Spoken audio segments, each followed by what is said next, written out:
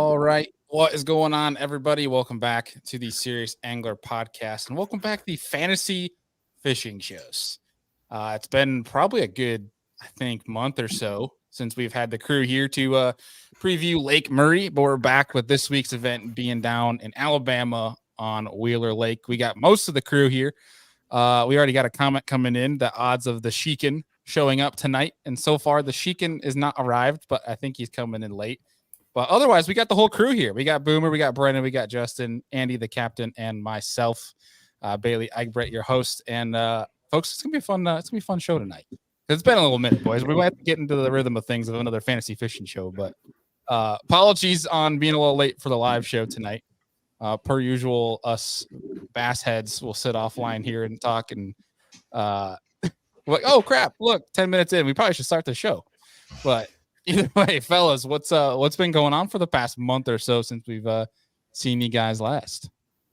Real quick before we hop into that, should we place a wager with the comments if Deakin gets pulled over because he's running late, seeing he's been pulled over while he was on before on a fantasy fishing show?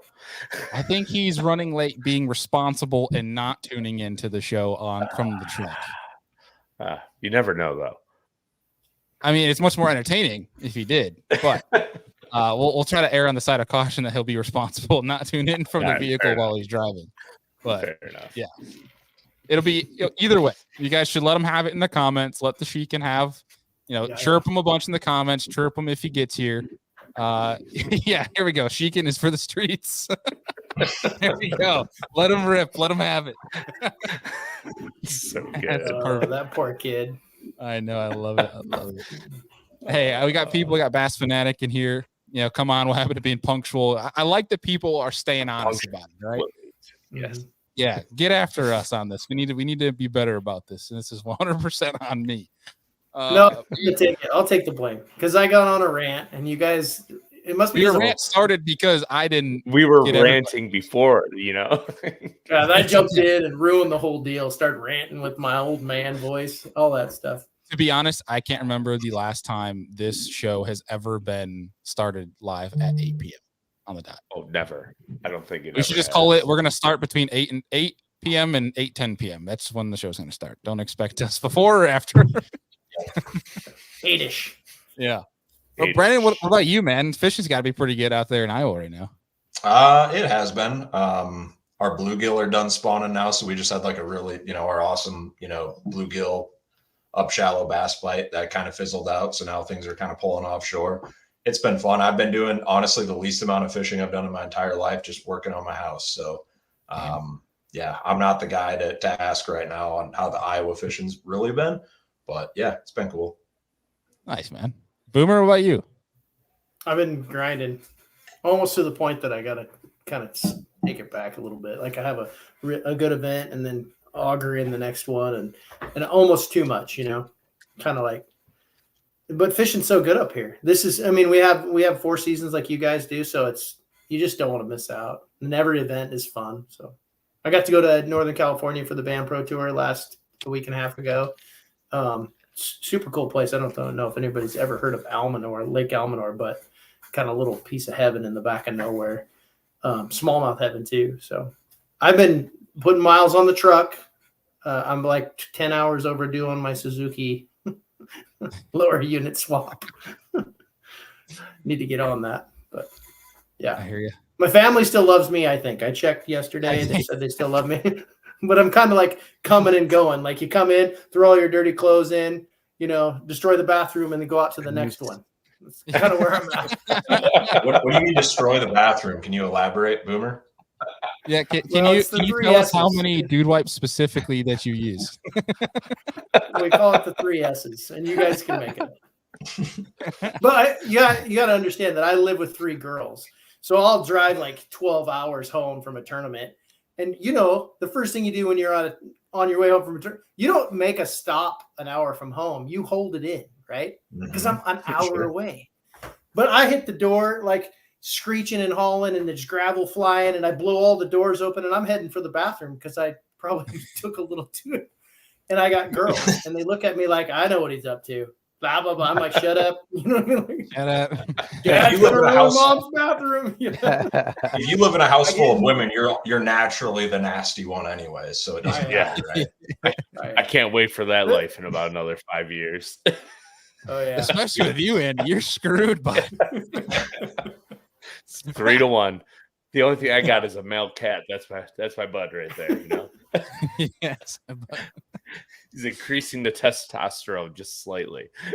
Oh man, dude, my wife and I flew down to Florida. I was telling Brennan a little bit about this offline, but we flew down for a quick Friday to Sunday trip to go see my grandparents, see my parents. So it's been a little bit, and my parents recently just got a 6-week-old black lab. They've had it for 2 weeks when we got down there. So it's of course in that rabid, bite everything stage, the fun stage when it's a puppy. And we're sitting there, and I look at Lan a couple hours later, my wife, and she's playing with the dog. She looks at me, and I'm like, I'm so screwed because now we're probably gonna end up getting the dog.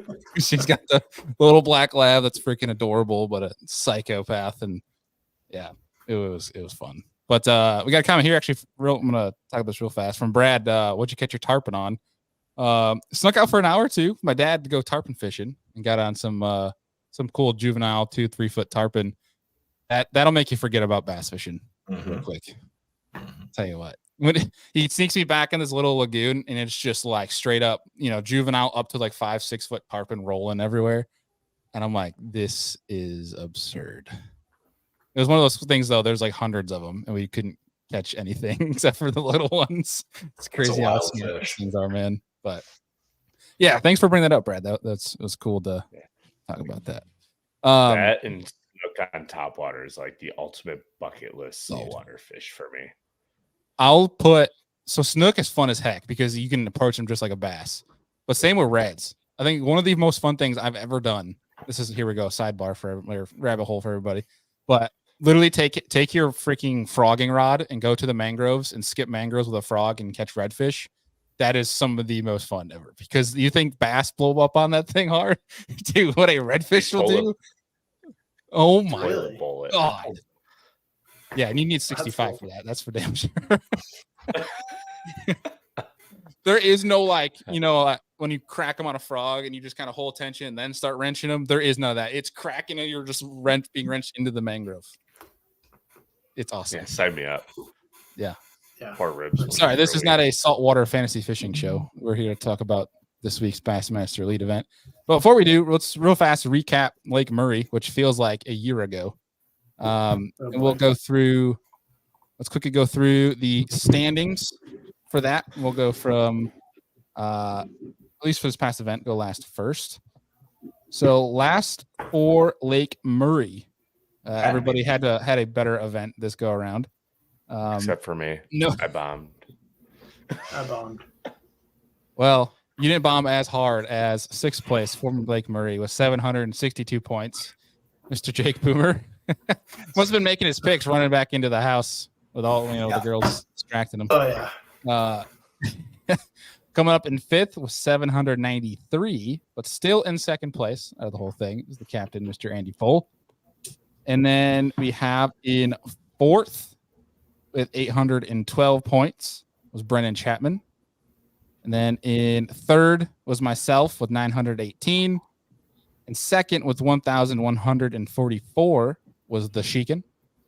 And winning Lake Murray, having a strong event after him and I had a horrible week 4, was Mr. Justin Largent with 1,205. Bravo. I almost called him to ask at what level do I got to get the bag out because 760 is pretty low. I think when you dip below 600, you gotta win the bag. We gotta put a threshold there because I was just thinking I might need the bag. I think I was in the 5. So you were 512 points week 4. Yeah, there was 3 of us in the 500. I'll never live that down. So the threshold is 6. Then every time you're below 6, whoever falls below has to wear a bag. I mean, I'm in for that. I think it'd be hilarious. Like if we all had just bomb an event and have bag heads, nobody would know who was who. Besides the background, be like the ultimate guessing game. It looks like there'll probably be like, hey, I think there's a cult going on, a serious angler, Yeah.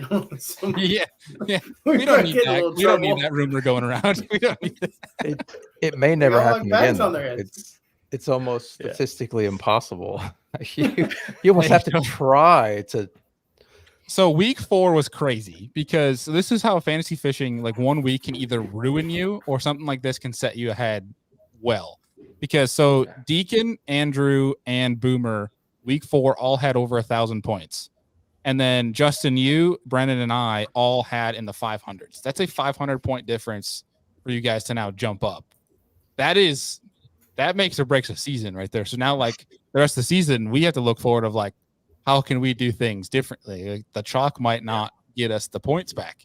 You know, it's now you got to look at kind of swinging now. You're almost in that position where it's like the guy at the top got to play a little bit more safe for the most part. No pressure. Well, if you swing too hard, you could have a paper bag. Yeah. But don't play it too safe either, because we're coming. Sounds like tournament fishing. Yeah. Was it last week or last event where we didn't have the percentages, or was that 2 weeks or 2 events ago? That was Murray, I think. Yeah, I think that was Murray. Okay. Because we had it like the night of the championship Monday. I believe it was. I kind of wish that I didn't have the percentages for this one, because I'm afraid it influenced my picks. I don't know, but I'm curious to see what happens in a few days. I can say from Lake Murray, though, if you play the percentages, you probably sucked, which mine did. Like looking at my team from Lake Murray, my best person was Mike Iconelli in bucket E with 18th place. Whereas if you told me Kyoya was going to be a 93rd after day 1, I think you're nuts. Yeah. That's crazy to me. It killed me. Yeah. It was very uncharacteristic. Yeah. But that makes it interesting. Like, to me, that was one of the tougher decisions this week, was looking at him, and it's like, is he going to bounce back? Was it just an anomaly? Like, well, he's probably going to bounce back. I got a feeling like it might be one of those kind of scope and derbs for this one. You know, I think I'm going to be on that, but hopefully there's a little bit of a mix. Last time they're at Wheeler, it was Takahiro Amori, Dave Lefebvre shootout, if I remember correctly. Yeah. Tak was throwing the big saltwater spook, big swim bait, and then Lefebvre was out flipping in the cuts. Yeah. Yeah. It was fun. That was the last Elite event. But last year they were there for the Open, which around the same time, which heavily influenced some of my picks. That's for dang sure. But it's going to be interesting this one, especially bucket A. There's some big heavy hitters from recency bias, but also they're doing well this year that you got to pick and choose between one of them. It's going to make things interesting for sure. But I don't know if there's anything Murray we even want to recap, being that I honestly don't remember all that much from. I couldn't tell you a single thing what happened. I can't remember, dude. That was like a year ago. When we were about to start, I couldn't remember what the lake was. I was like, where were they? What? Yeah, I mean, it was pretty much Patty Walters read his home water script, you know, home lake being on Murray. He said he fished his first tournament ever on Murray, read the script to, basically crush everybody. But it was a fun one to watch, all the top water stuff going on, and definitely a lot of shenanigans, like watching Lee Livesey and Kyle Patrick on the same point, 2 feet away, and Kyle fall in the water. That was quite entertaining. That was cool. And I like it'll be played forever. Yeah. I liked the fact that they just sat there. Like, everybody thinks that this sport's gone to the scope, but a lot of guys are just sitting there talking. Like, did you watch them on live? They're just talking back and forth. Oh, they're blowing up and then cast. Like, I like the fact that that was quite a bit different than what you see a bunch of elites doing. The patience it takes to sit on a point and wait for them maybe to come up and you'll get one. I thought that was kind of cool. Yeah. I'm trying to remember who we were talking to about it. I think it was the week after we had I can't remember which guest we were talking about it with, but we were talking about the patience it takes to be like that Livesey that sat on that one point almost all day long just to wait for him to bust up. Like, that was, I don't know if I could do that. No. My mind would be running. I'd give it 30 minutes and then run somewhere else. Yeah, I have to do jumping jacks or something to calm down, Dude, that's like more nerve-wracking than like making a long run, or making like 2 long runs, to roll the dice. Like, to sit on one spot like that, take some kahunas, dude. Think about if that was your game plan. I'm going to sit on this spot until they come up, and then a dude pulls up next to you. hey, can I sit on this with you? Like, no. Sure. But I'm What are you gonna be here all day. doing? Yeah. Yeah, I mean, I don't know if it's just Kyle Patrick being Kyle and that he's just one of the most friendliest guys ever, or if he's got big kahunas to go up to Lee Livesey and has to park that close. But that was interesting, man. The goal. Lee's a big dude. Lee's a big dude. I was gonna say that's he's a big dude. But also, I think in that same respect, though, Lee's also one of the nicest guys. I feel like it's just like a gentle giant, if you will. Yeah. I mean, there's definitely some respect there, I think, for letting Kyle in, like especially as a rookie. I don't think he would have let in all the rookies.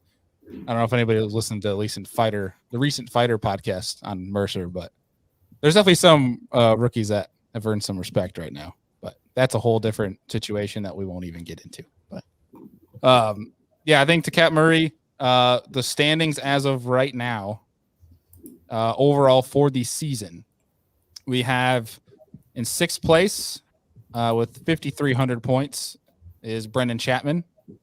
300 points ahead with 5,600 is myself in fifth. In fourth with 5,800 points is Boomer. With 30 points more than Boomer is Justin Largen. In second with 200 more points, so right around 6,000 is Andy. And then another 200 points above 6,200 and sitting in first is the Sheekin, and he's leading this thing and doesn't even have the respect to show up to this show. Guy's got some nerve. Yeah, This he's is like 3 shows right now. He's got to be docked at least 3,000 points, 1,000 points per show, right? Mm-hmm. I'd say we should flip the implement a leaderboard, dude. rule. you can't win if you're not here. Late, you need need to minus like a point per minute you're late every episode. Yeah. If you're See, late. I mean, if you like can't make Brendan's it, you can't make it. But Yeah, flip the leaderboard, dude. Put me in one as punishment for him. It's not right. Yeah, I think that's only fair. I like that. I don't It's change. the ultimate strategy is the standings flip after the mid section of the season. So you got to strategize to suck for some events so that when it does flip, you're not at the bottom. You know what I'm saying? And mathematically, You're at watching this this rate, I'll like- still end up in last. There's some people watching this that are like, "What in the hell are they talking about?"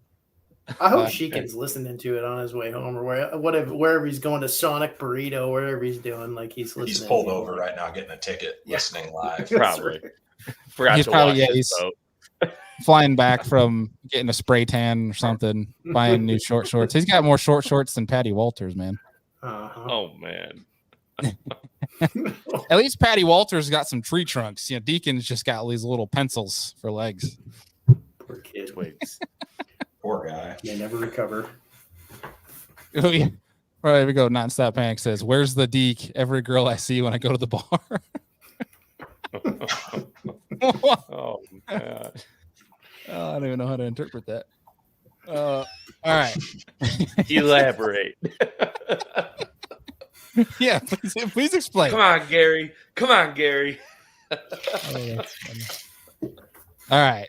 So let's quickly start diving into Wheeler Lake. The angler perception that I have heard through other shows and social media is it does not sound like there's a lot of excitement, at least from anglers anyway, going into these next 2 weeks at Wheeler and Smith, being that it's going to be scorching hot and a lot of boats, especially talking about Smith.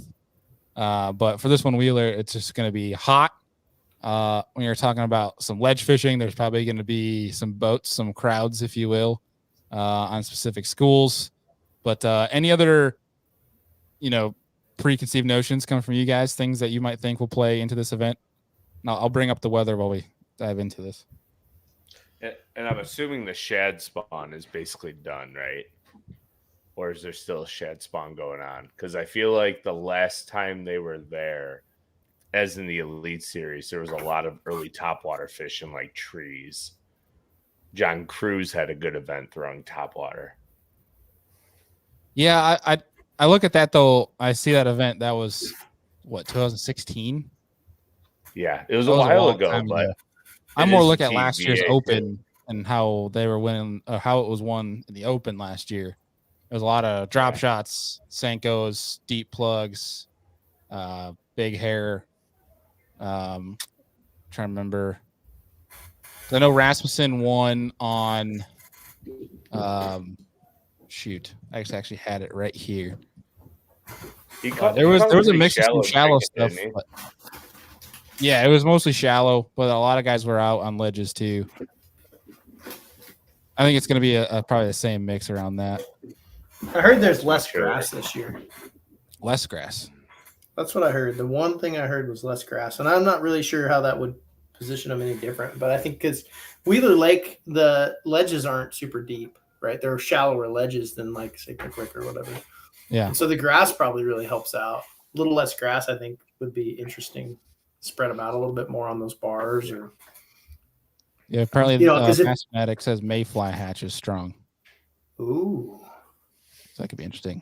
Somebody Team South Florida says give Sheik and Hudnall. Oh man. Which, while it's a funny comment, I have to say respect to Hudnall. I don't know if anybody's seen, but he is recently retired. One of I think the respected guys amongst the series. Sad to see him go. Always fun watching him tear it up on the shallow events, the grinders. Tough to see him leave, but didn't Hudnall catch almost a 9-pounder in New York? Yes, he had 3 events. Fish on Cayuga, but one was like an 8-14. Yeah, insane. Yeah, I'm curious to see if there will be any kind of shallow bite. Like, wasn't it Wheeler? I don't remember the year. I think it was pre-2016, but I don't remember exactly, but I thought John Cox in an MLF or what I guess was FLW event then ran way up a tributary, like way up a tributary, and caught him on a frog. Am I remembering that right?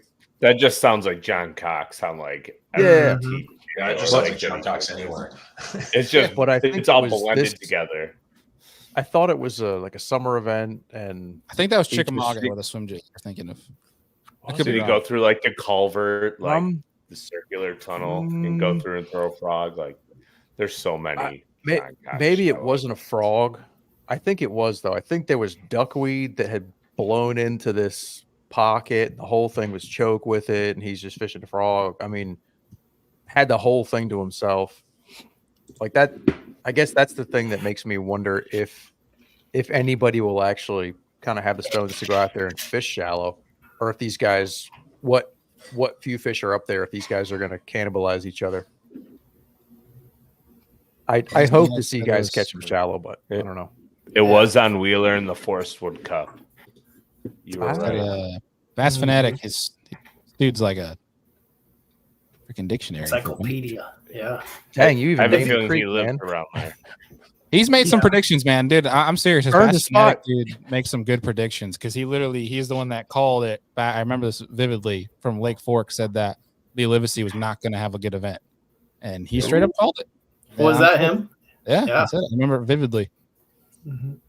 You got the John Cox thing too. If you remember, he was in a race when Polinick won his second AOI, and everybody was talking about it when they got to Pickwick.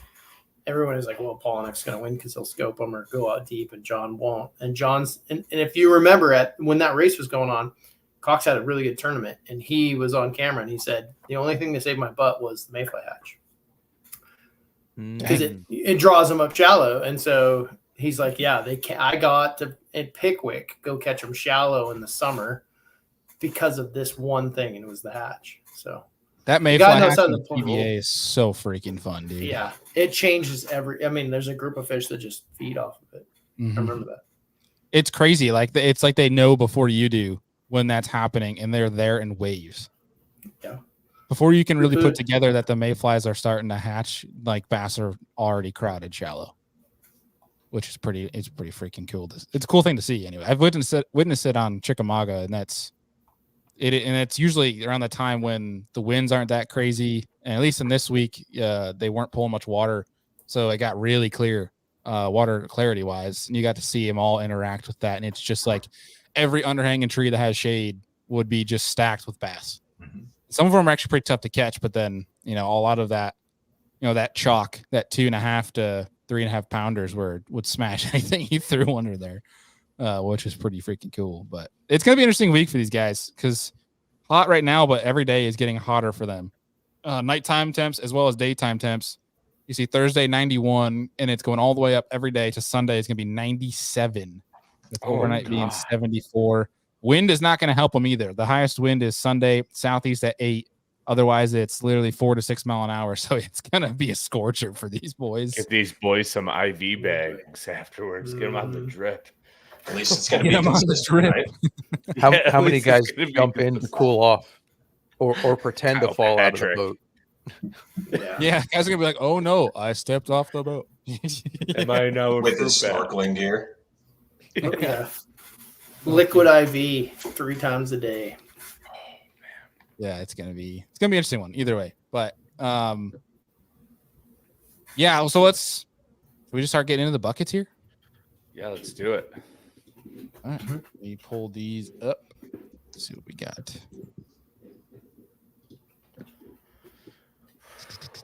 There we go. All right. Buckets are up on the screen. All right. So we have for the Murray event. Let me pull up the rankings again.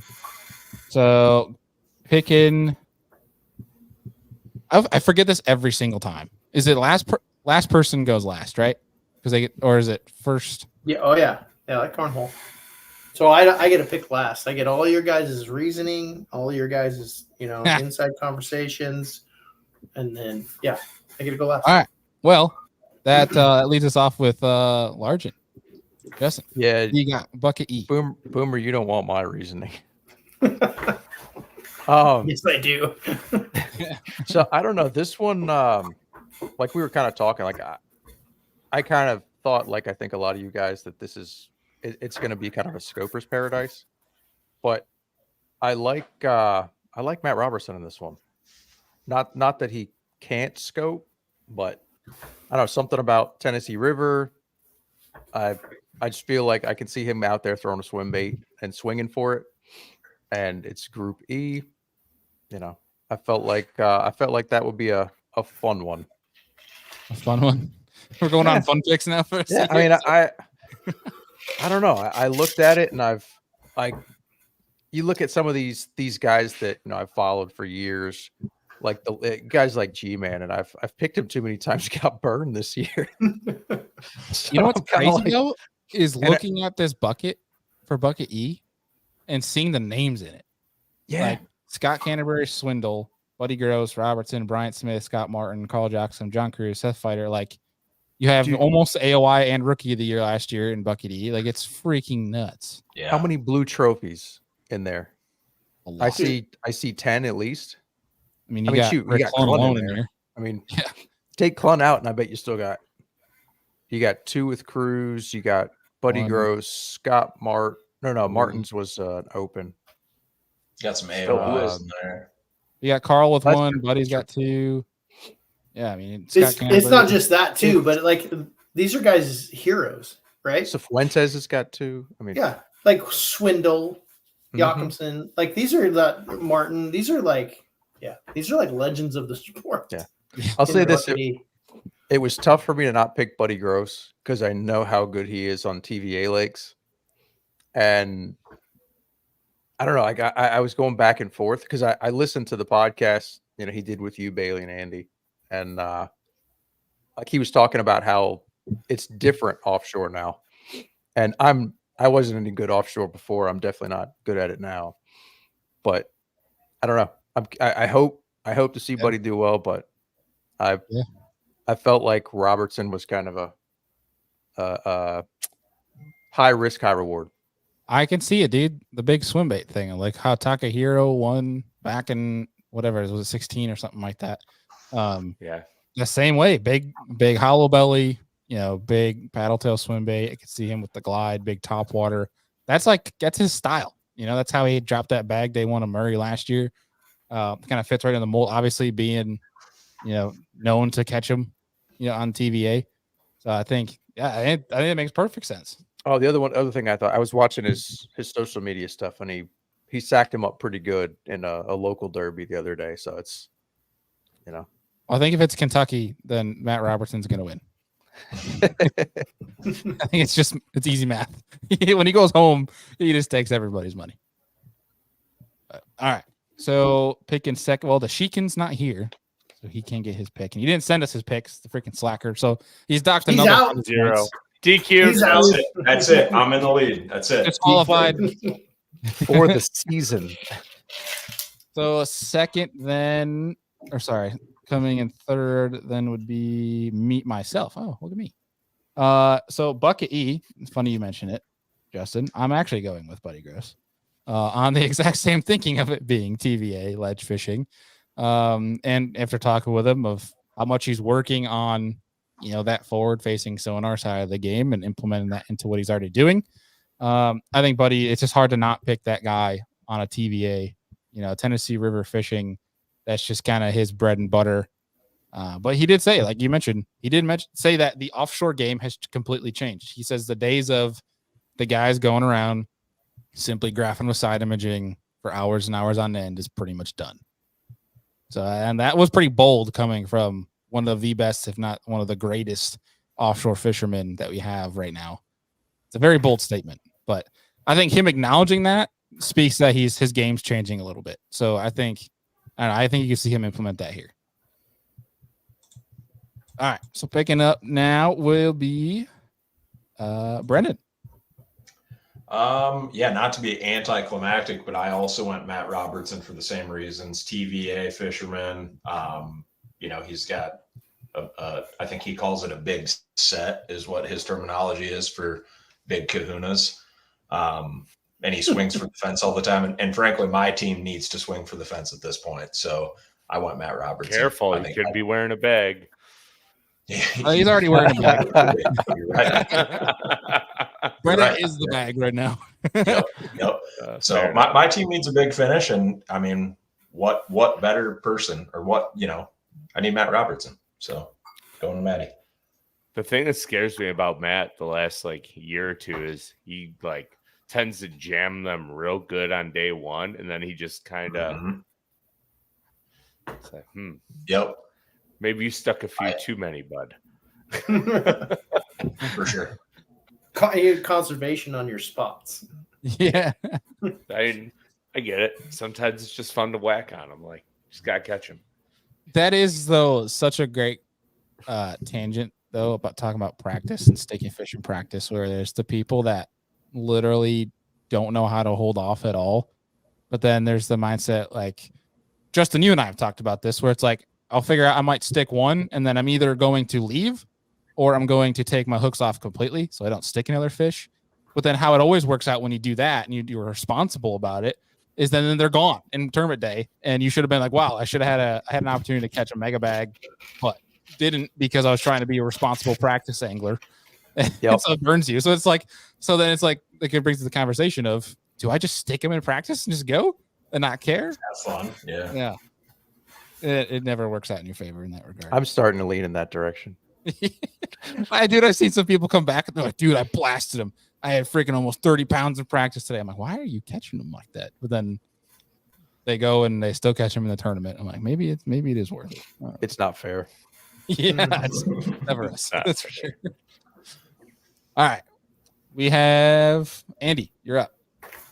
News break. I did not take Matt Robertson or Buddy Gross. I probably took Boomer's pick. I'm taking Brian Smith. Ooh.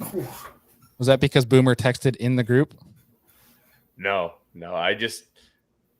He's not having the greatest year, but he's good, and he seems to show up on weird events like this. So I guess that's why I'm taking Brian. Did Deakin just text in the group that he actually got another ticket? Yes. Is this happening right now? Did anybody place a bet on that? Andy wanted to. I was so close. Damn it. I could have made some money. I spoke that one. Sorry, Deacon. I totally spoke that one into fruition. I don't know. I can't tell if he's just joking, saying if he tuned in that he'd get a ticket. But so, folks, for you guys tuning in, we have a group chat from our fantasy fishing crew here.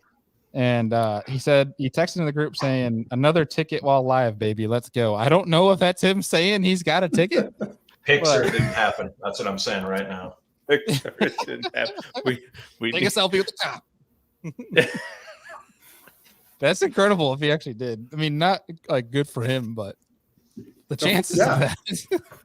That's what Maybe happens you know when you're what? late. Maybe if he was a responsible fantasy fishing participant, he'd be home right now and he wouldn't have a ticket. You got to take The it. cop was probably a serious angler fan, and he was pissed because he wasn't Yeah. here.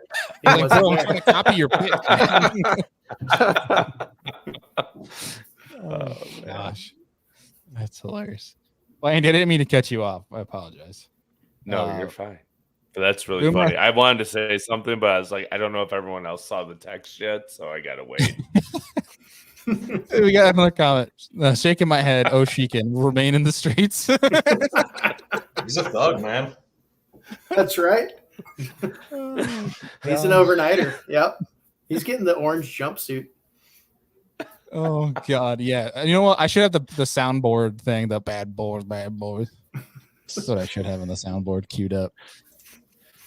Note to self: anytime it's like gonna be his like entrance song when he comes on this show. Is just gonna be the.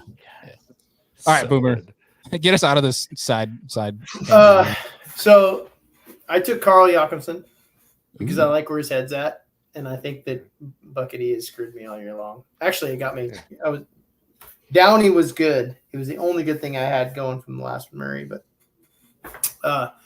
I think Carl is capable of doing anything, and I think he's kind of in that mix where this is kind of a weird year, so I took him. But I will say that I didn't take Bryant Smith because I'm tired of taking Bryant Smith because he's my friend. You know what I mean? Like, You know, but I know him there- so good. There is an Andy effect here, right? He's Yeah. going to go Because- off on this one, I guarantee it. No, because Bailey would take Justin Atkins all the time, and it would be terrible. And the one time I take him, he took like 15th. No, it was fourth. He was top 10. Yeah, that's it. That's it. Bunch of crap. I actually, when I saw that earlier, I'm like, Bryant Smith, he's going to win this tournament. That's the first thing I thought when I saw him in Buckety. He's going to win this tournament. And I said, nope, Thank you for not taking Carl. Yeah. Yep. Hey, now you But know, that- Boomer, if he wins this, that's a real thing. I get it. I'm cool with it. So, Bass Fanatic had a moment here where he could have renamed Sammy Hagar to Sheekin Hagar and said, I can't drive 55. He missed an opportunity. Just saying. I'm gonna be honest. I have no idea what that means. That's You don't know that I song? can't Animal. drive. Oh my Yeah, I don't know what god. that is. Andy, sing it. It's Just a give us song. the I am the not one line. singing it. I am Say not it, singing yeah. it. Boomer, come on, you got it. I can't do it. Absolutely Throw not. Boomer on the screen. I can't Throw Boomer on believe- the I screen. need another. I I can't need believe another that free nobody beer. knows. Hold on, I gotta Oh, God. let me pull this Come out. on, man. No, That's don't. good stuff. Please. It could ruin Serious Angler. Could be. Yeah, I'm not gonna it play. I could. can't It play easily it because could, we're gonna yeah. get copyright. We're gonna get copyright claim. Yep. The whole thing will fall apart, dude. Wheels will come off. It'll be done. I just want to see what it is. It's a I song. don't know if I've ever listened to this song. We're not Oh, gonna get it. you'll know it as soon as. Can you- we hum as soon it? as Boomer, you- hum it. I can't. I just it was back in the day when there was kind of a big riff on, Sammy Hagar versus. I'm not going to get into it. I'm aging myself too far. Might have ruined the band. You know what I mean? Never mind. Your grades are showing, Boomer. I know. I shouldn't have said anything. It's okay. All right, Group D. Largen, what you got? I forget. I got to go back and look. Oh, this was another tough one for me. Go back to D. I know who I picked, and I'm trying to find because this was another tough one. I can't even find it. So I went John What'd you do, Suckup. delete your picks? Suckup. No, I got him. I was trying to find the other. Maybe it was a different group. There was another one that I was having a tough. Maybe I'm getting the groups mixed up. But Are you fantasy John- fishing challenged? I am. I'm very challenged. Have you seen? I'm the Hey, only this is fantasy person. fishing challenged. Not I'm the only. challenged. I'm the only We're off the person deep end tonight, in boys. the history of the sport to score less than 500 points. I So wish I they would went- post like somebody that actually put in 5 picks that didn't like 0, like the lowest scores of the week. There's got like how tournament trails will do like the mini bag. Like there's got to be like a prize for the lowest score possible that had 5 I anglers. had to be in the running for that week. You might But be in like I- the best fishing fantasy fishing Hall of Fame for lowest score ever. Could be. Hey, at least I'm there. I mean, you gotta give credit. You're in the record books, yeah. So I went with John. I'm always pronouncing it. Is it Sukup or Suck-up? I don't. How do you pronounce Boomer, say it. Thank you. You know. Okay. Yep. Sukup. Okay. So yeah, I went with him. Good pick. And my logic was he's really good. And I feel like I've picked him twice before, like thinking he was going to have a kind of a breakout deal. Like I still feel like he has, like as good as he is, it hasn't shown him the Elite Series yet. And I think it's just a matter of time. I think he's good with electronics. It's going to be an offshore deal. And I feel like third time's going to be the charm. Or it could be like Swindle and some other guys. And this is the one where I'm just like, never again. But I don't know. I'm feeling John for this one. So I like that. Yeah. Pick. He's good at grinder events, man. Usually. You made a great point though, and I think it's mind-boggling to me. Like we saw it with NPFL and then onto the Opens, like how dominant he was every location, how he could figure him out, and his confidence level. And it's like, to your point, like I think we all know that. I think everyone knows the caliber of angler he is. It's just kind of nuts to me that we're not seeing that come out right now in the Elite Series, where if he just finds that groove, man, like I think he could start making some more top tens and, even pop a blue trophy. Like he definitely has that instinct, that type of angler that could have that extra edge, but it's just kind of weird for him, man. Like, especially just kind of watching all that go down. But I think it's a great pick. For me in this one, basically going off of this is that this kind of seems like his style of tournament, but also the fact that he did very well in the Opens, which basically should be called the Kenta Kimura Opens. I'm going with Kenta for this one. I think he's a pretty safe top 20 pick. Although I say that now, like Kyoya from Lake Murray, and he'll be 93rd. You don't know how many times I've picked Kenta thinking like, oh, dude, dominates the Opens. He did well here. And then don't know why. Just always seems to go that way for me. Hope it doesn't go that way for you, though, Bailey. Hope it works out well. Thanks, buddy. I appreciate your support. Man, I hope you don't auger in, Bo. All right, Brennan, with that said, you are up. This one was simple for me. I went David Gaston. He's got the pending Alabama state record tuna right now. I feel like he's got momentum on his side. It's going to be David Gaston. Is that really a thing? Pending state That's record? really a thing, dude. I read it on Bassmaster's website earlier this week. Did he scope it? Also, somebody else just validate that. I'm pretty sure it was David Gaston.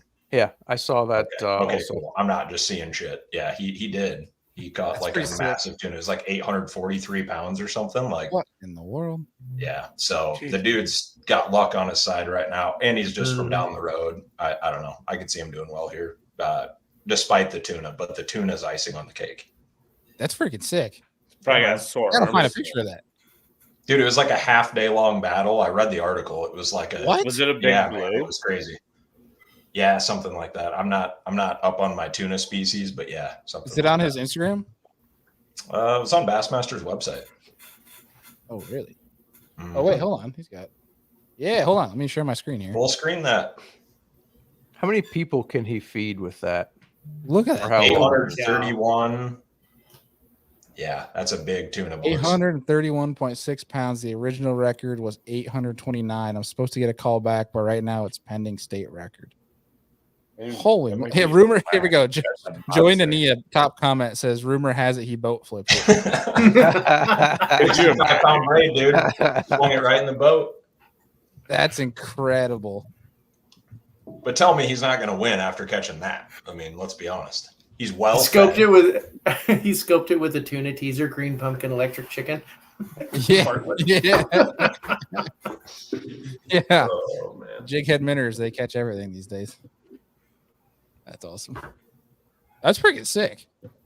All right. Well, yeah, David Gaston. Yeah, don't you go picking him now. I can't. I didn't pick him. All right. Who's up now? I'm trying to go back through here. Andy. Andy, you're I'm going to take another guy that lives right down the road from Wheeler, Joseph Webster. Name that I don't think any of us have really picked all too much. He has a top 10 this year. Relatively low at 9%, but I mean, Group D is Kenta Kamara, who's home run or nothing, and seems to be always nothing as we've touched. So I kind of went back and forth between him and Webster because I think last year Kenta finished 15th in the Open, so which means he probably will do either great or bad. So just guess we'll see. It probably correlates to the ratio of cigarettes to Red Bulls that he has. Yeah, at the event. 100%. So my client today was his marshal last year at the St. Lawrence. He goes, that dude, I've never seen someone drink so many Red Bulls and just drag down cigarettes in my life. And he drives a boat like a madman. Like, how is he living? What you'd expect, right? I guess you rip like the Ultrex or whatever trolling motor he has, like right off the bow, and just turned around, went back and got another one, and went right back out. God, I can get along. Yeah, he can't drive 55, is what you're saying. Yes. You're almost right on tune. That was a that was a good joke. Yeah, that was good. He was definitely doing 80. 80 and like 4 footers. That's my kind of guy. All right, Boomer, who you got? I got Gaston. Dang it. I thought it was a unique pick. I didn't pick him because of the tuna thing. I picked him because he called me and gave me the spiel on the difference between one of the Garmins versus the other Garmin, the 8612 versus the 126. And by the time he was done giving me the details, I thought he was a computer engineer. I'm like, wow. So knowing that he is a shallow water, he's a shallow water machine, and he's got that much information on scope, and I think it kind of makes him well-rounded. So I picked Gaston. Yeah. And then the tuna thing is just icing on the cake. I was gonna say it was. Let's be honest, you picked him because of the tuna thing. I didn't know it until you showed it. Actually, I picked him because you did. Breaking news. He pulled a Sheekin. I pulled a Sheekin. What is breaking news? I think Deakin's picks are in. Yeah. Well, we'll catch you guys up. Oh, they don't count. We started picking before. Well, here's the shocker for you. Okay, here's the shocker. Here's what he has so far. To catch you guys up on the buckets, is he has Matt Robertson and Kenta Kamara. He copied us. He's listening. Yeah, he's literally just listening. Watch watch. C, B, and A are going to change based on whatever Boomer picks or something, right? Or he already knows what we're going to pick. And he sent us his CB and A, so I can see this ahead of time. Well, you guys can all see it's in the group chat. I'm changing watch my him picks be like, now. oh, sorry, change my picks after we go through these. He can't be trusted at this point. He's a criminal, dude. No, I don't agree. He lives in the streets. Yep. He's a thug. A chic in the streets. All right. All right, Group C. Justin, who you got? I'm so unprepared. I'm not used to picking first. It's very weird for me. I'm used to being like, buddy. You got 3 more picks to go. Well, 2 after this. So this one was. I feel like there were a lot of good options here, and it was really hard for me to not pick Ed Lawford. Dude, 2 of the last 3 events has top 10s. He was, I think, struggling to stay on the elites at the end of last year. Had a strong finish, and I mean he's on a tear right now. So that's my sleeper. I really wanted to pick him, but I went with Taco instead. And it was curveball. I love that little slider. What do you need? I mean, I don't know. That was like a straight I looked at curve. Yeah. I went with I thought about Koya just because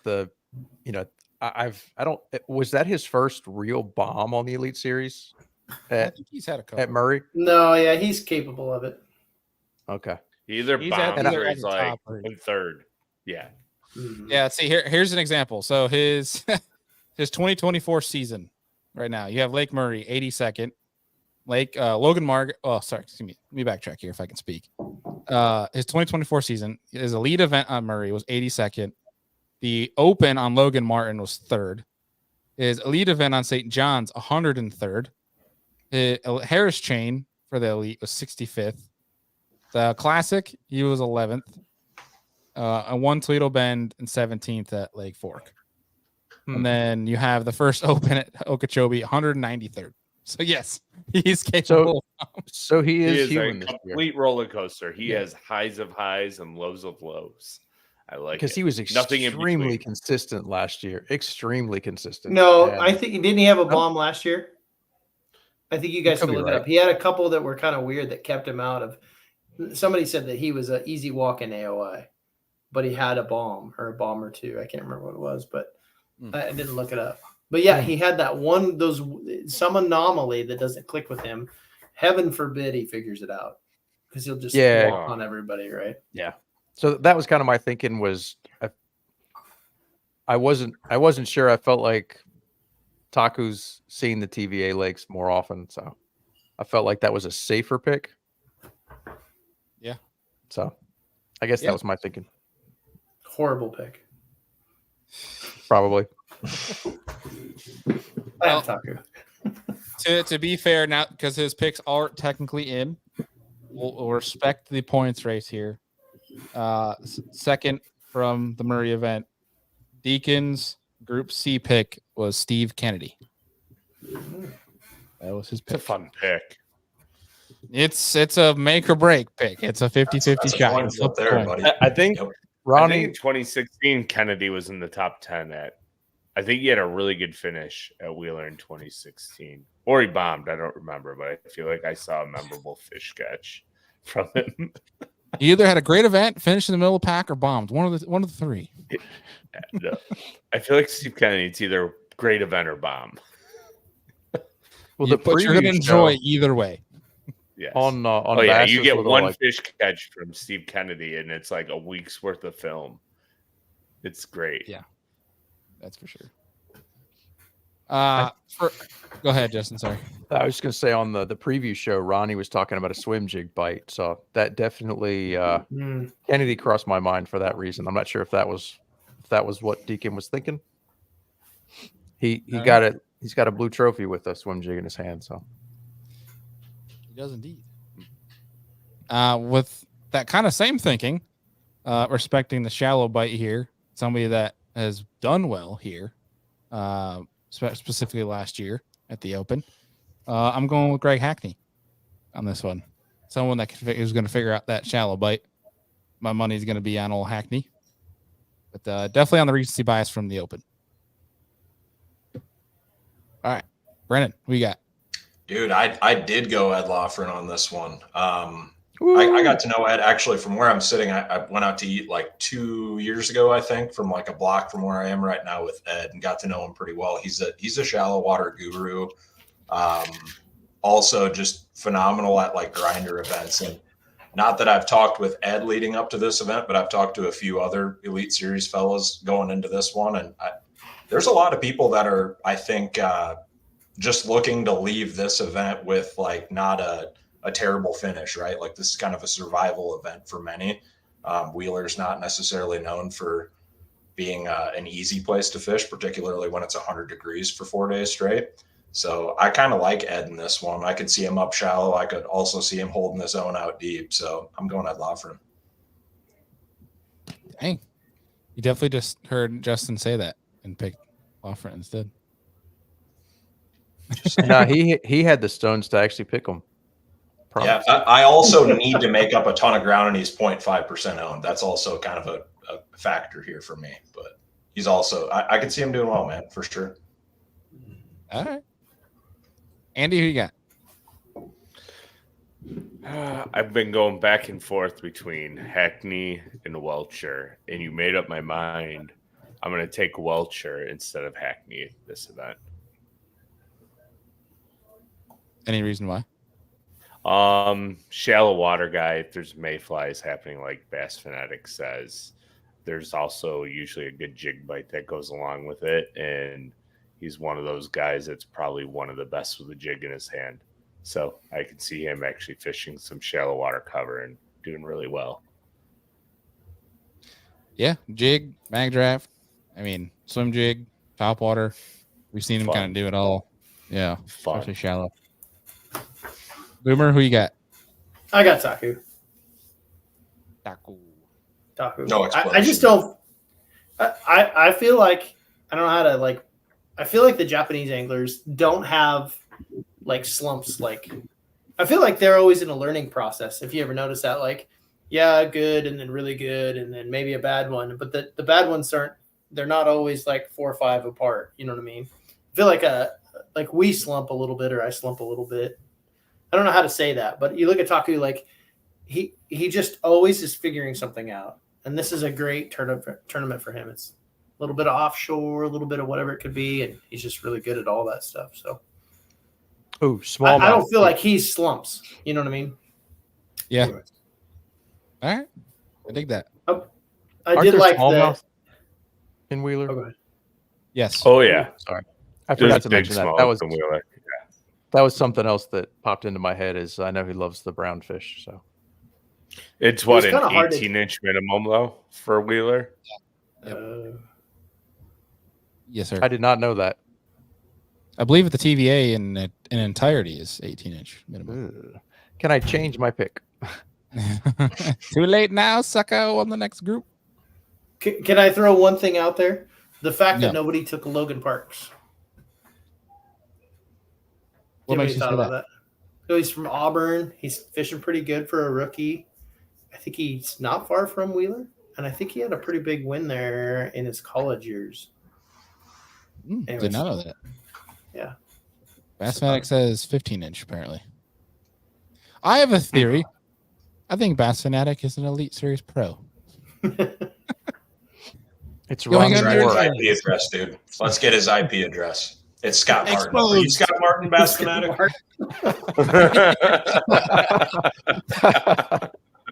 It is. No answer. Gotta be. Hit exits chat. That's awesome. All right. Well, Logan Parks, yeah, definitely a sleeper there. All right. Group B. Justin, who you got? I went against conventional wisdom on this one, but a guy that I met, I can't remember if I talked about it before or not, but I met him before he had qualified for the Elite Series. I don't think he'd fished his first one yet, so I didn't know him, but we were in the same campground on Fork. And cool dude, real down to earth. Pat Schlopper. I'm going Schlopper. He won. I feel like he's extremely consistent, and he's got some history on the TVA lakes. I don't know if he's ever fished Wheeler, but he got to the elites. I think it was a Bass Nation event that he won on Pickwick and just absolutely dominated it. And I feel like he's one of those guys that jumps into the top 10 quite a bit. And if he can get on a bite, I feel like I think it was like what, 0.5% picked him, something stupid. Yeah. I thought that was what's insulting. Yeah, that's the right word. So that's where I'm going. Love it. Heck yeah. So for Group B, the Deakin took Brennan and Bailey, and I'll hop onto that because I also took Brennan and Bailey, basically off of the fact that you can take Brennan everywhere and you have a good shot of having a great event, but also again off of the recency bias of the Open last year at a similar time. I'm gonna take Brennan on this one because it seems to, especially in we talk about the grinder events, something where those guys might be crowded. You might find something either unique, but also can go join the crowd and figure out something that maybe some other guys won't. Where I think we saw John Garrett do that at the Open last year as well. Went to the community hole and figured out a bite that no one else had found. You know, a guy that's good at finding the spot on a spot and how to trick those few fish on there, at least the key fish, to bite. I think it's where you'll see Palaniuk shine in this one anyway. But I went with BP. This Brennan, who just you got? screams John Garrett, like this event. I feel It does. like. Bucket A is going to be an interesting one.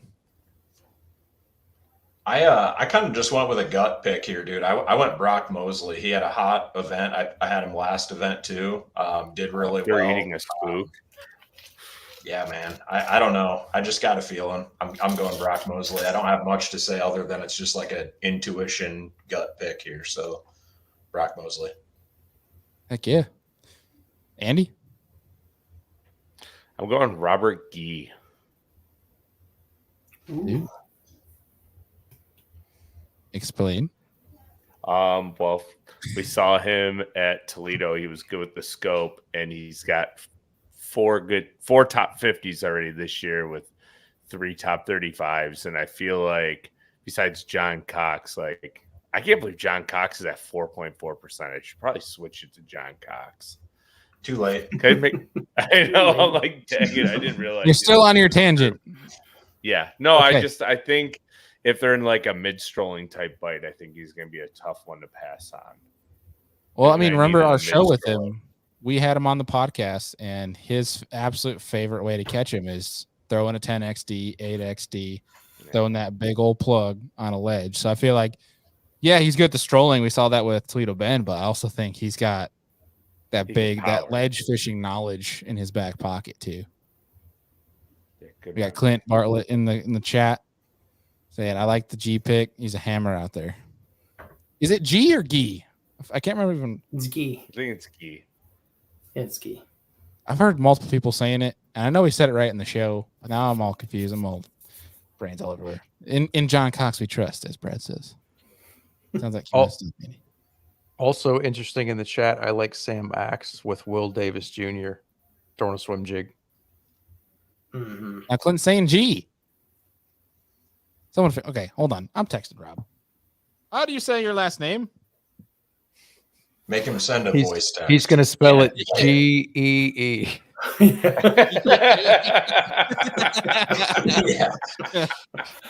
We got to hear the voice text, dude. Yeah. I'll work on this in the background. Boomer, what's your pick? I got Gallant. And it's Cletus, the cameraman, Clint.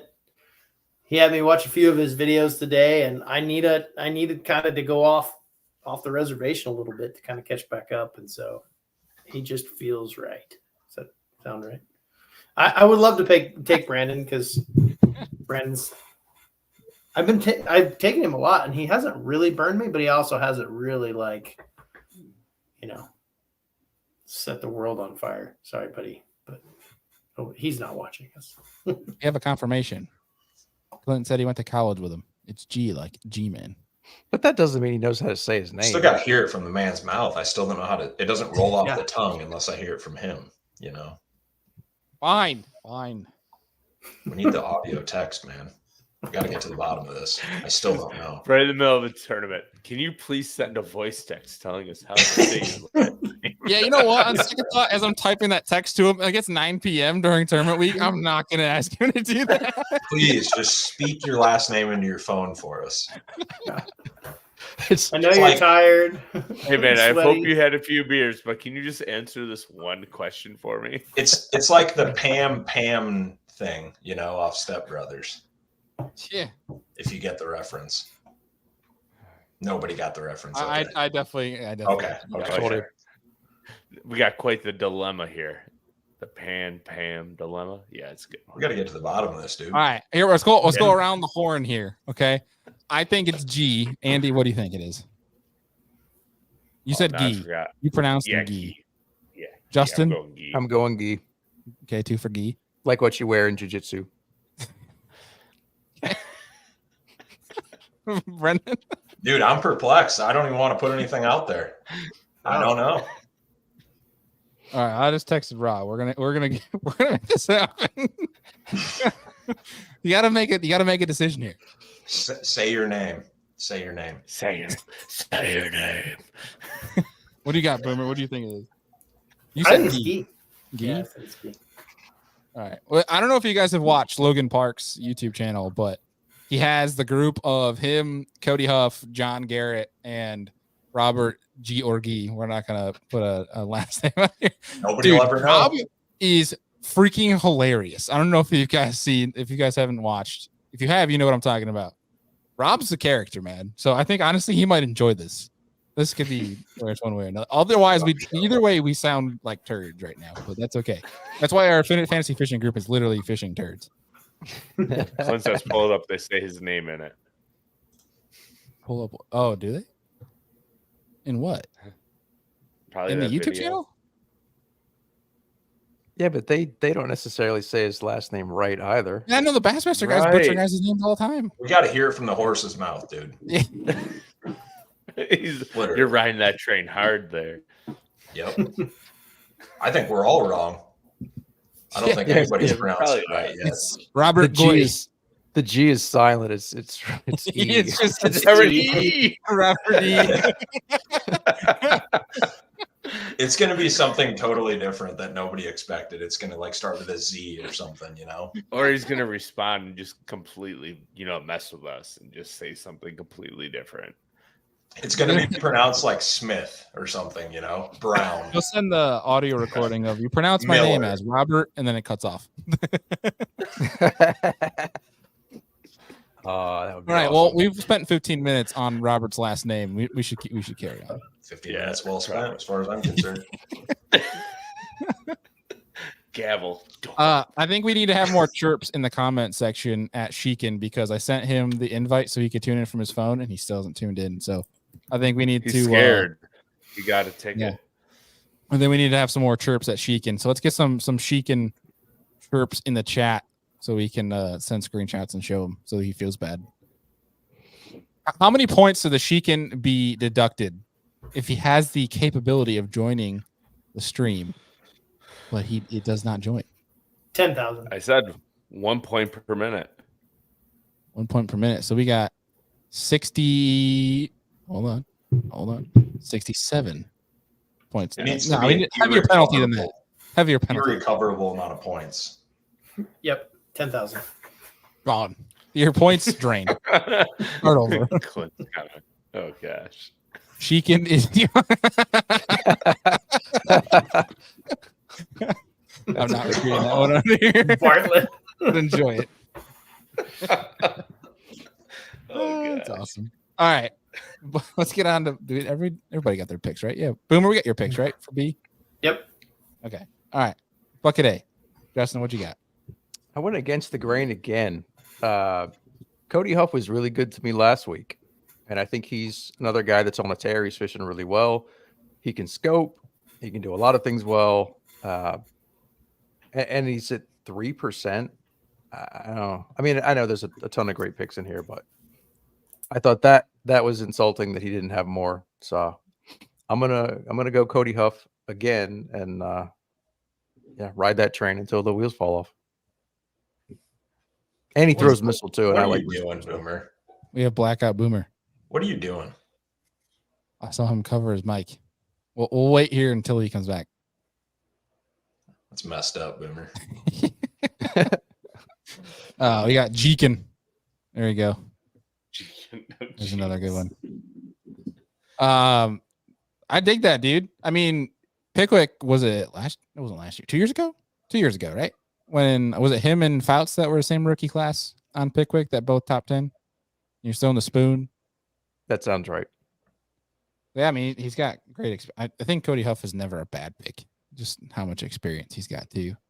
Through the college stage and all that jazz. But I think it's a breakout year for him too. Is he fifth? He's at least in the top 10 in points right now. He's got a shot at AOI. So Boomer has been added to the streets. No, that's not streets. I was gonna say, does that say streets, bud? Oh, so are in the shot. God damn it. We're a couple letters off from the streets there. I can't read. I read it wrong too. Oh my god. I had to Boomer and Deakin are in the sheets. I was streets. I was like, that's not streets. Whoops. Oh god. All right. Yeah, this episode's wild. Yeah. This is what we call Serious Angler After Dark with Jake Boomer. Let's see how it's going. Literally after dark, seemingly. In the dark. In the dark, seemingly. Well, all right. we'll wait for till Boomer to come back. We'll exit his window here. All right. Deakin. Yeah, Deakin's up. Deakin had, I think, his favorite pick of the year. The one he's picked every single time, I think, is Trey McKinney, which has obviously served him well. So he picked Trey McKinney, which is a tough race right now, obviously, because I think he was second last year. He opened on Wheeler and obviously leading AOY right now.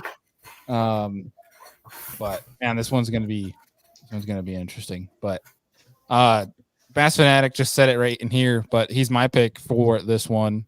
And it's Jacob Fouts. Jacob Fouts having a heck of a year this year to improve his standing, sitting well right now for Classic anyway.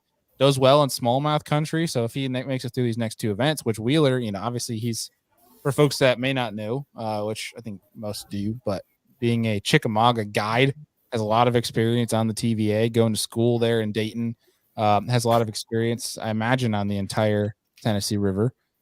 Somebody that's on this, like I don't see why he wouldn't do well. And at 3%, while looking at Jordan, Trey McKinney, and Hamner, and seeing that it's very appealing, those picks for this location, I feel like him at 3% could be big moves for somebody like myself that needs to get back up that leaderboard.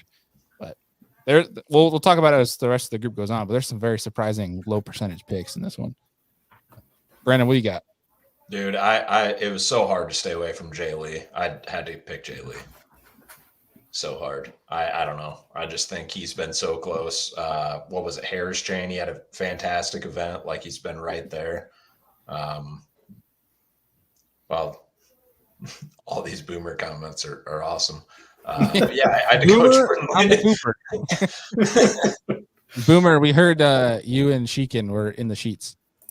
I know. So when my old man bladder takes over and I've got to go to the back, I still keep my headphones in so I can hear you guys.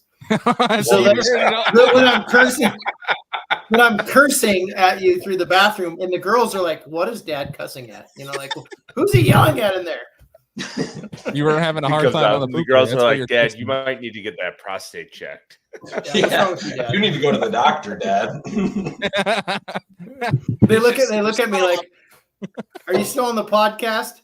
Kinda. I've got it in my ears. They're yelling at me. It would have been hilarious, dude, if you didn't realize that you had the mic or your ear pod, whatever, selected as a microphone too. So we're just hearing you swearing in the bathroom. That would have been amazing. I totally want to age myself. That's awesome. You guys weren't even born then. But there was a movie called The Naked Gun where they had the microphone scene when you're in the bathroom. I know I'm totally aging myself. But I keep drawing. It's the Naked Gun moment. But if I bring it up, you guys are going to age me. No, wasn't that the Neeson guy? The same guy that did Airplane, all the yeah. Be careful. Why can't I think of his name? Like Isn't it Neeson? Yeah, I'm not Googling that right now. I'm Googling it on my work computer. I might not have a job tomorrow.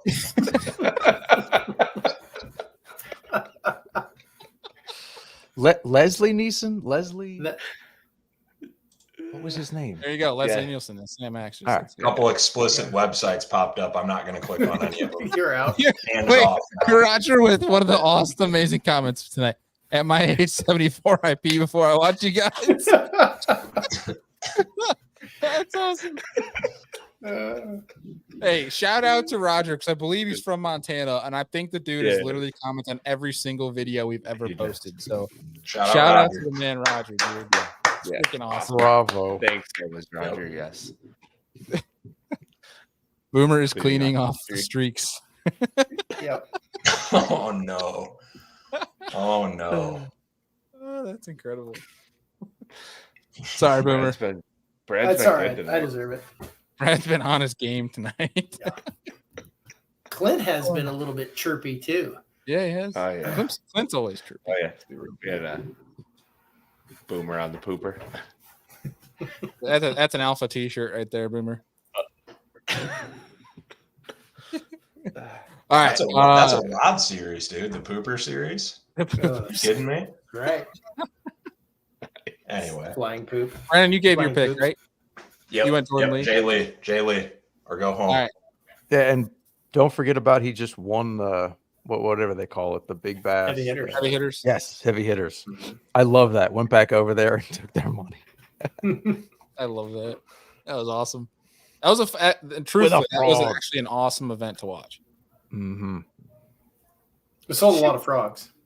The Swamp Lord. Swamp Lord The shot. pooper scooper. Scooper. Yeah, that's what I'm talking about. That Flip them in the boat with the pooper scooper, bud. pooper scooper would be a great flipping rod, says Clint Bartlett. Bravo. That might be comment of the night. That's incredible. All right. I'm gonna trademark that real fast, Boomer, and then you'll have to pay me before you can use That's it. right. Royalties. Genius. All right, Andy. We got I got Jordan Lee as well. The guy, I mean, what was it? Bass Fanatic commented in here. He said, "Oh, come on, yeah." Are we fighting over the comment? Yeah. He fishes with the best hammer on Wheeler. Like, the guy probably knows Wheeler inside and out at this point. He'll be tough to beat. Would that be the Wheeler And then King? next week, Is that his name? yeah, probably. And then next week it's Smith, or whenever they go to Smith. Which is it next week? They're at Smith, Yeah, back to back. They're back to back. so he'll be tough there again as well. So I will be shocked after these next two events if Jordan Lee's not leading AOI. Or doesn't have a Be blue very trophy, one of the two. Yeah, I can see it, man. Don't say that and jinx it, man. Jordan Yeah, Lee we'll is say- going to win every. That is the tricky part. At least we're gonna get to drain the lake, obviously, but like that is the tricky part with drain the lake, in my opinion, is like who do you save? Because like a lot of these guys are interchangeable for Smith, right? So that'll be tricky. Yeah, that's going to be interesting. Mm-hmm. Bass Fanatic says, aka Scott Martin says, Andy has the best lineup of the bunch.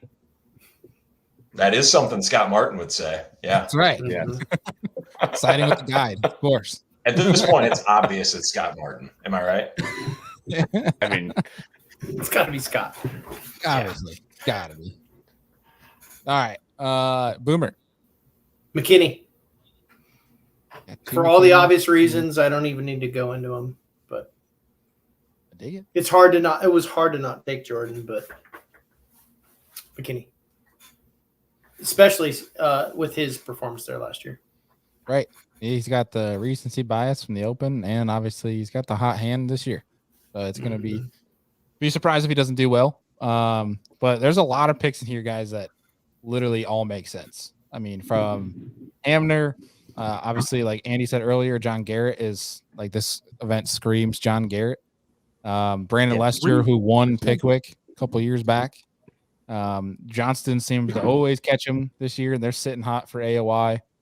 Matt Airy, like these events that are like hot scorchers, always, when we talk about, that Mayfly hatch, a guy that will go skip under trees like he did at Eufaula a few years ago when Buddy Gross won that Mayfly hatch, skipping frogs under overhanging trees.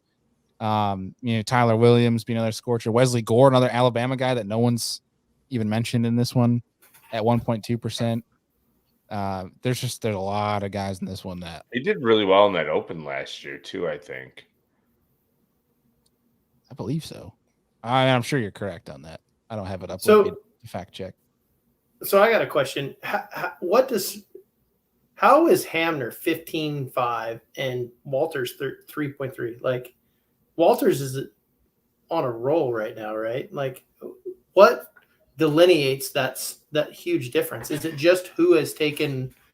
Is there any math that goes into it, or is it just who we've all Yes. taken up until this point?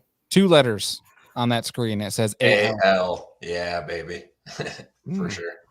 That's I think- gotta But be it's what not. it is. Is the percentages what has been taken up until that point from our other competitors, or is there any kind of I math think behind that? it's Because percent. is it? I thought Because it was- that seems like a huge gap with Walters and Hamner. You know what I'm saying? Yeah. Almost like I don't want to look at that because Walters just won one. You know what I mean? Like he shouldn't be 12% behind Hamner, who I don't think he had a great event of Murray. I think the thing is right now, when you look at this group, this is why Group A right now is stacked. Like I could see the whole entire top 20 be Group A, but when you look at it, you got the deal with the recent win, but also the fame of Jordan Lee. You're in Alabama. So you got, obviously he's going to be the big hitter. You got Trey McKinney leading AOY, a guy that almost won the Open there last year, and your classic champ. That's going to be 3 hard characters to compete with, especially when 2 of them have the AL on their name and are bigger names there. I think I agree with the Walters. I'm more surprised that one, either a Fouts or say Brandon Lester, who won on the Pickwick, that isn't higher than they are. Who else is in Group A? Go down. Yeah, you got a bunch of them in here. Yeah. Even Blaylock is a tough one not to pick in this event, I feel like. Blaylock to you was Atkins to me. That's the same thing. Yeah. Every time I took Blaylock, he would crush me, and I don't take him even top 10. I'm like, you son of a. Yeah. So I But just do you stayed guys- away. I was like, no more.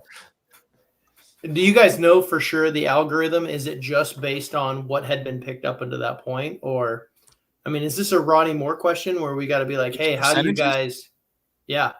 Is I it think just what's percentages been is just a picked? full group of who like, if there's 100 votes, then Oh, Jordan really? Lee has 36 of them. I believe that's how it works. Mm. So if we would have picked earlier in the week, these could have been different. Could have been different. Yeah, I'm sure Correct. they change every day. Gotcha. I think Cody Huff actually changed because I think he was even lower on the screen that I hadn't refreshed on my computer than what he was like looking Let's at see. him. Refresh here and see what it looks like. Yeah, I was gonna say I would imagine these these are semi-live, right? I would That's what I think. thought. I'm not entirely sure. Like when I mean, Boomer yeah. I mean, makes if you're the gonna picks. go off of percentages, I feel like your best chance is to pick Wednesday night or the night So before. the downside is that this show could actually change those percentages, but not for the better. Yeah, like when I when mean- you make a pick, you influence millions of people, and then you drive somebody's take up, right? It certainly could. I I'm mean, sorry, billions of people. There you go. Billions of people.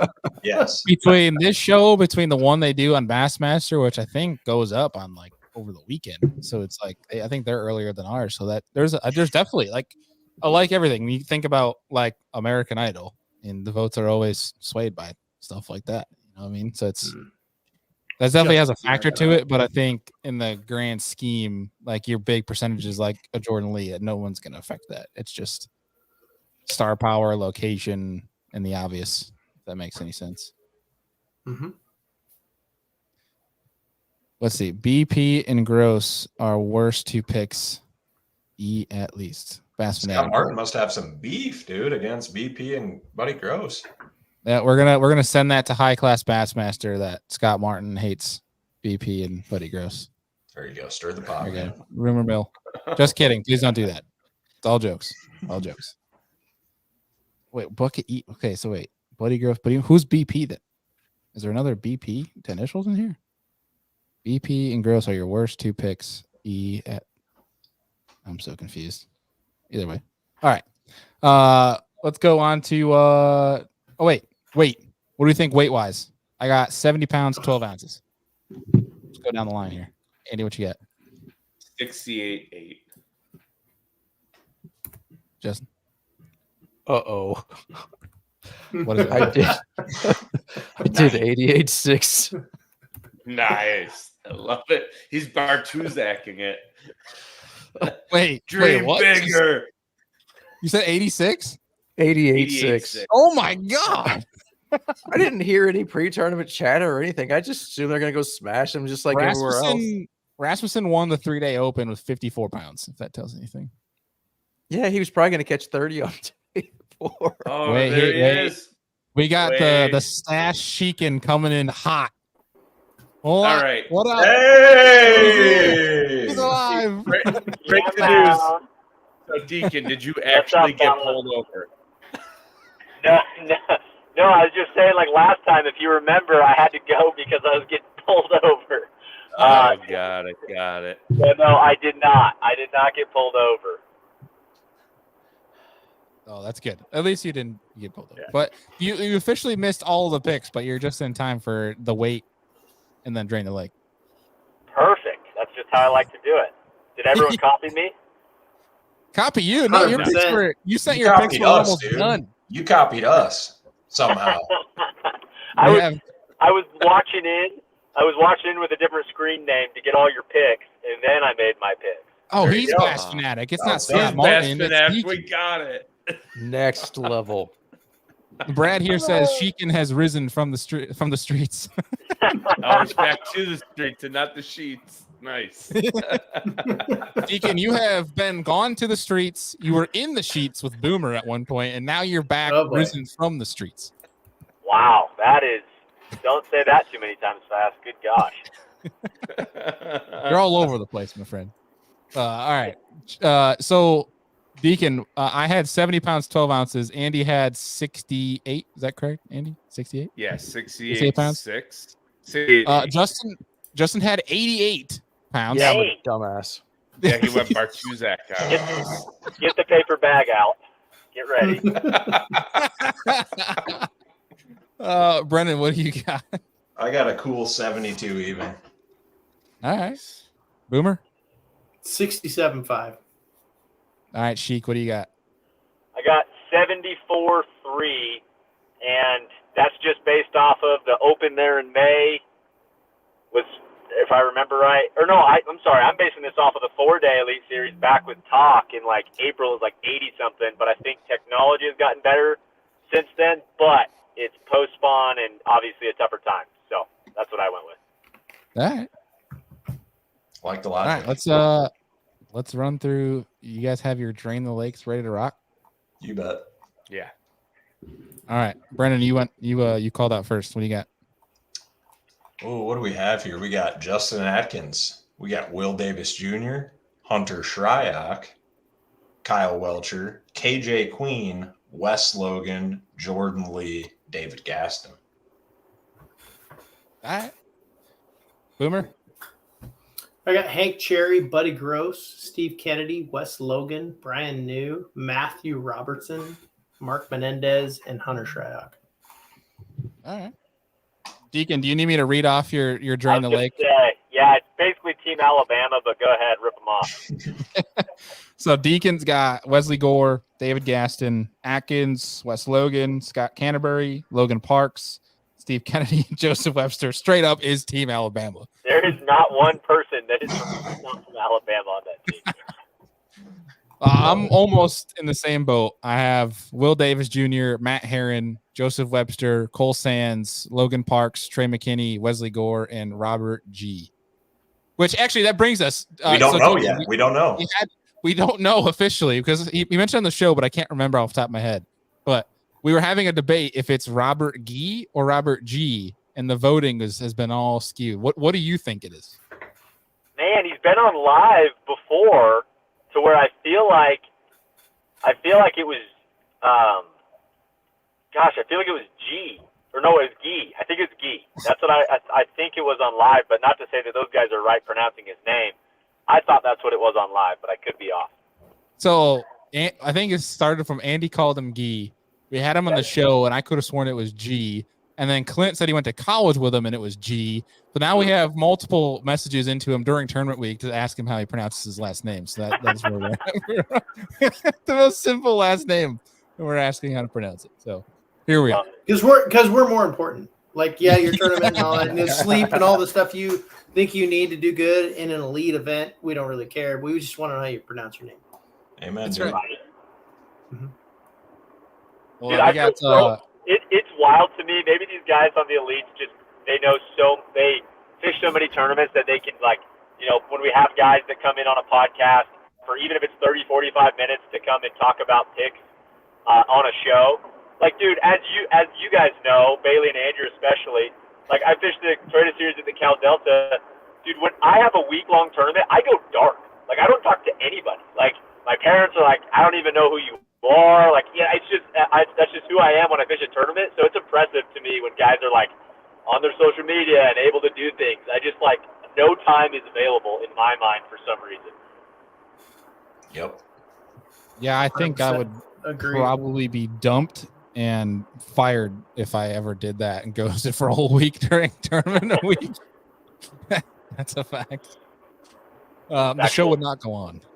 There we go. Sam Max says Scott Bass Fanatic Martin. Deakin, Bass Fanatic in our comments. We figured it out. He's Scott Martin.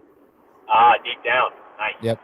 Yeah, he commented, "You guys lost me at Drain the Lake. Have a good one, everybody. Great show, fellas. Even though you were late." So I told him we'll do better for you, Scott. We'll have a higher standard. It's Scott, right? It's got to be. Gotta be. Yeah. All right, Andy, what do you got? Drain the Lake. Rip them off. All right, I have John Cruz, Will Davis Jr., Bob Downey, Robert Gee or G, Or Wesley Smith. Gore, or Smith, Matt Herron, Carl, and Steve Kennedy. Yeah. I feel like Rob should just be like the Bee Gees now. You know, he's Geegee. Robert Geegee.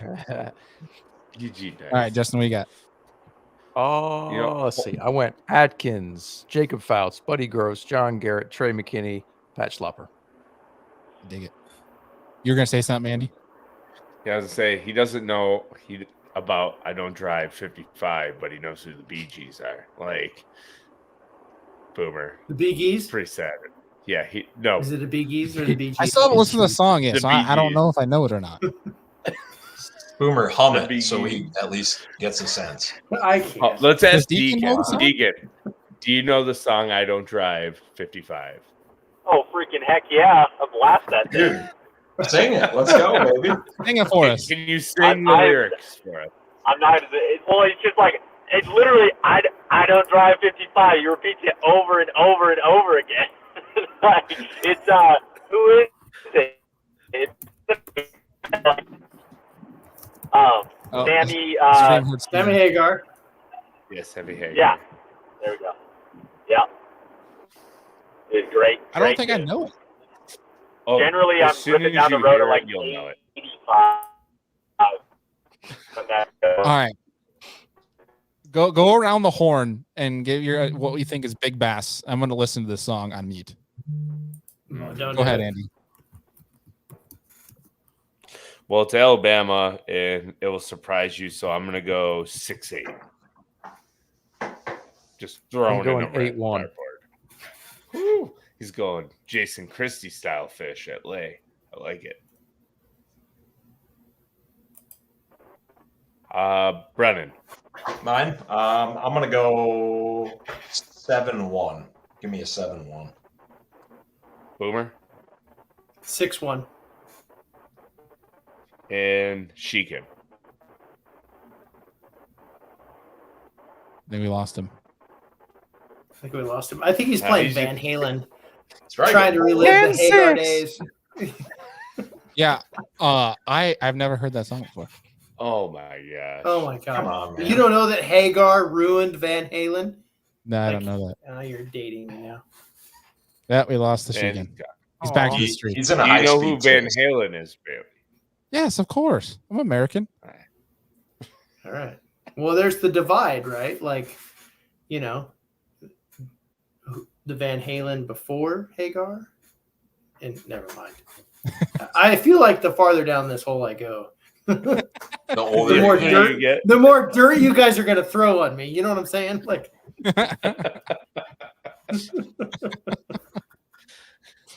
Oh, that's funny. It's okay, Boomer. Muted this time.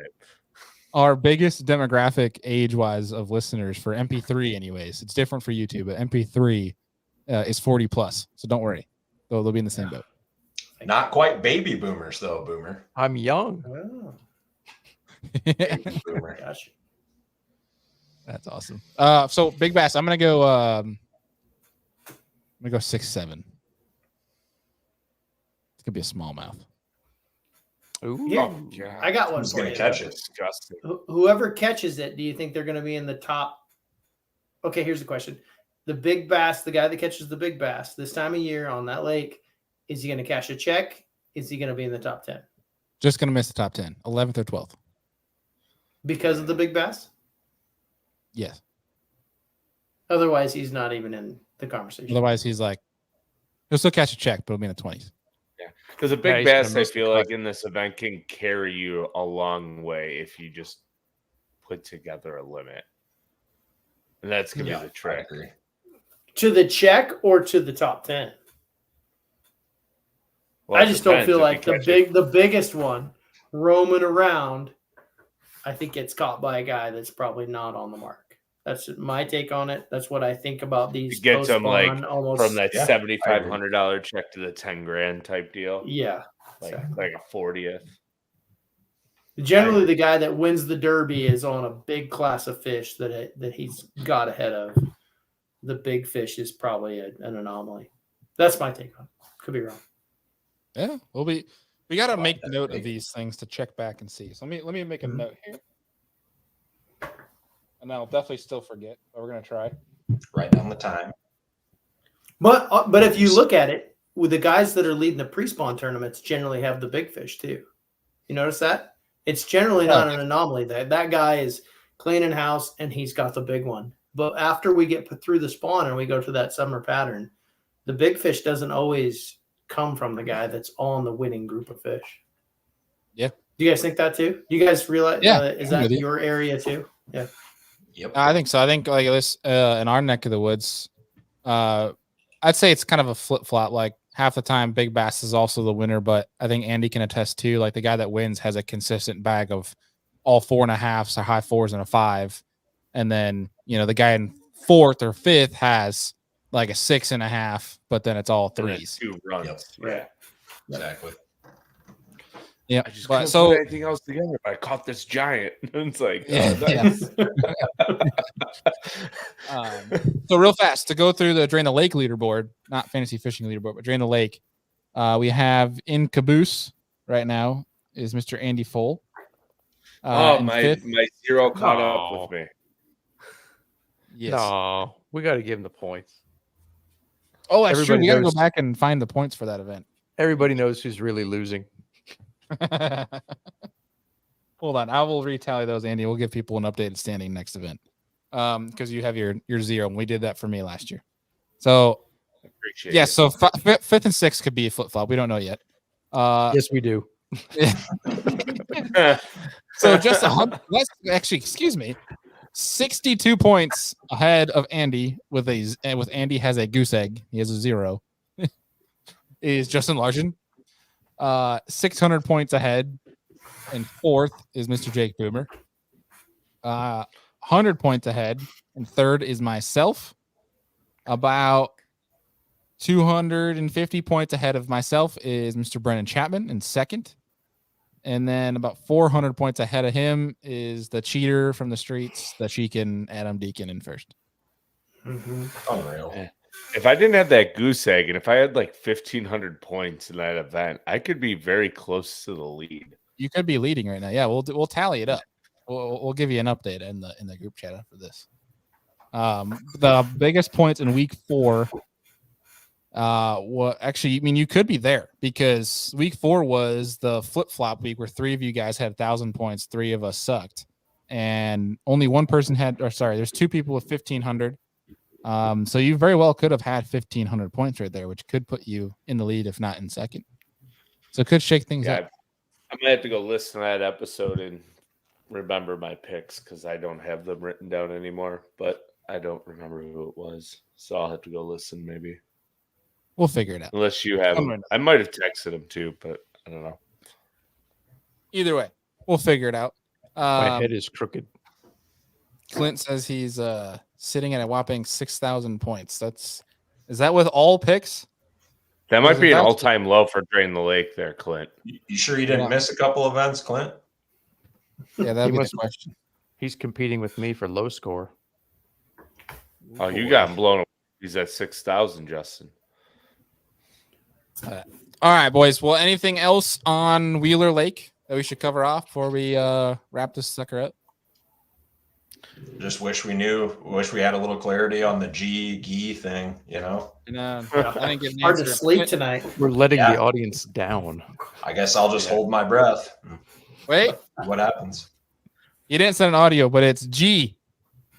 Oh, well, that doesn't do anything. We gotta hear it. No. Did he spell I'm it? still confused. Did you just Yes. respond with the letter G? He said JEE, like G. Nah, I don't know. yeah. Lies.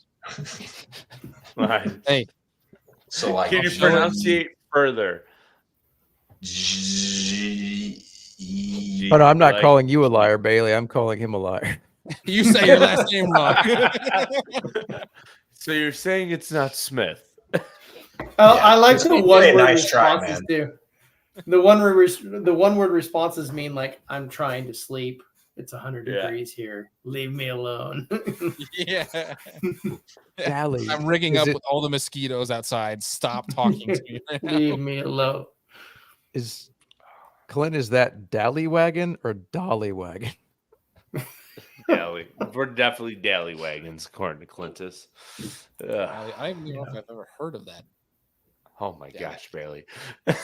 I haven't. I'm sorry. Sue me, okay? I'm young and from the north. I'm not very cultured. I mean, I'm not that old, and I'm from the north. You're pretty old. Not boomer old. I'm just kidding. No. I have no comment. I think I have to go to the bathroom. So Yeah. Oh, I'm getting there. All right, let's wrap this sucker up because we're just ranting at this point. Well, boys, always good appreciate time. you guys as always. Remember, we got, I think, was it 4 events left in the year, so things are wrapping up. Who can catch Deakin because he's leading both of them? The freaking bastard that gets tickets. Damn Sheekin, living in the streets, taking our money. Doesn't even show up.